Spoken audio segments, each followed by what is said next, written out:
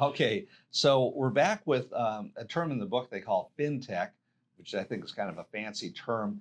Basically, I want you guys to know that there's a lot of changes that have happened in the mortgage business, as I talked about when you know back in the day when I was doing loans, we would hand fill out the 1003 form, and that's just seems barbaric anymore. So, Bill, tell us about what changes.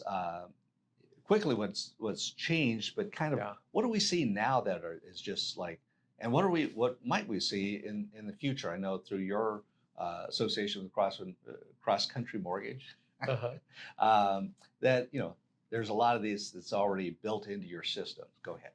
Yeah. So handwritten 1003s. I didn't even know you were in the mortgage industry. I was in the mortgage. I had no idea. In the late and you got onto the late good 90s, side. yeah, late 90s. But yeah, there were handwritten 1003s. There were typewriters, Selectrics, all that kind of stuff. Bouncing ball. And then all of a sudden the computer was invented. Go figure. Yeah. And so that has evolved over time, and it's been a continuing evolution on the technology as things have gone forward. I remember it was probably about 20 years ago when they had this thing called automated underwriting. And it was like, what are you talking about? We were going to do a beta for automated underwriting. And it's this computer program that like supposedly was going to take an underwriter out of the equation, and it was going to underwrite it. It was going to be fine, no problems and all that kind of stuff. And we were like, okay, great. Well, whatever, but I don't think so. So still today, we actually have underwriters that actually sign off on the automated underwriting, but the systems have continued to evolve. Fannie Mae has their own what's called DU, desktop underwriting. Freddie Mac has what's called LP, loan prospector. There's all sorts of automated underwriting programs. They put on all the algorithms. There's some of these automated underwriting programs that don't even need an appraisal now. Because they have all this data, we love that data mining that comes into it, where they say, okay, this house is a cookie cutter house in this neighborhood, and here's the trends, and the value looks okay. So sometimes we don't even need an appraisal anymore. Income is now verified through a system where it's called, I think it's called the phone number. I can't remember exactly what it's called now, but where it actually goes out, grabs the employment information in a central location, pulls it back in. Sometimes we don't need to get pay stubs. Sometimes we don't need to get that. Same thing with assets. They go out, they go to Wells Fargo, they go to Bank of America, they go to Chase, they go to USAA, they go all different places and they grab that information, where before we would have to have 2 months of bank statements. Please make a copy of. So now all this Fintech or whatever you want to call it, it just becomes more and more of an evolution. The one thing that I think is going to continue to evolve is just that data mining. I think that they're still going to tweak it, they're still going to understand it, and I think it's going to get more and more. And I think at some point in time there will be less people doing a lot more loans in our industry.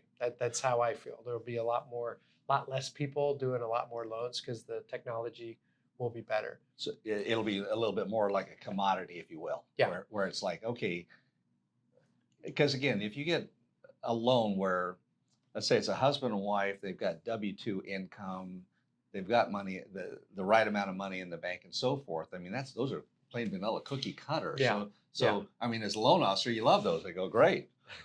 Okay, good. I get one of those every now and then. Right. And so what I'm hearing you say is that as we get closer to that, it's going to be not quite like an ATM, but not much too far away from that too. No, but I think you're right. If they're like a normal, if they are cookie cutter, if there's a W-2 and they've been here at this spot for a long time, it could be a very simple push a button process, kind of like the loan, car loan, right? Yeah. The one thing that I will say is that self-employed, even though that is now we have readers that read the tax returns and calculate the income, pretty much by scanning it through, and they take from this schedule and that schedule and they come up with a number and we're like, okay.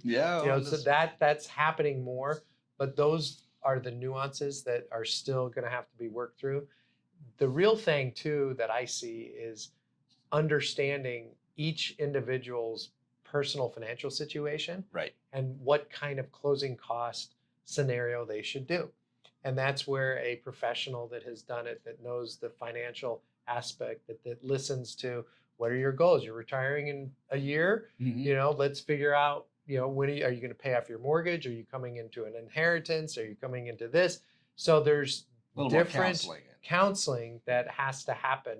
And that's why I think that the originator will still have a say in it. I do believe, though, that AI will start to take out some originators over a period of time. Yeah, yeah. So again, when we talk about the bar of entry getting higher to get into this industry, we also have disruptors that are coming in too, and fintech's part of it.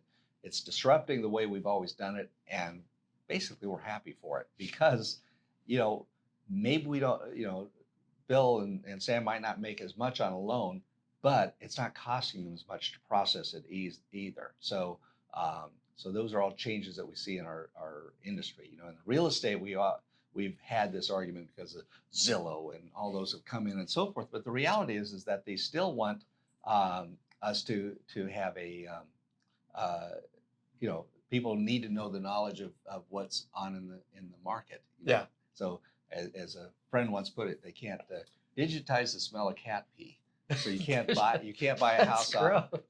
Well, you look at the I don't pictures. know if I like that. Yeah, you think about it. You look at the pictures and on the MLS, and you That's go, true. "This is That's great. true. I'll Yeah. buy that." Yeah. You can even have your agent go through and do FaceTime. But when you get there and go, "Oh Lordy, what's that smell?" Right? Yeah. Then You're out the door. Then You're not going to buy that You're not house. going to buy that. You might not buy that house. But I will say this: because the real estate is the largest investment that they make, Mm-hmm. and mortgage is probably the biggest debt they will ever have.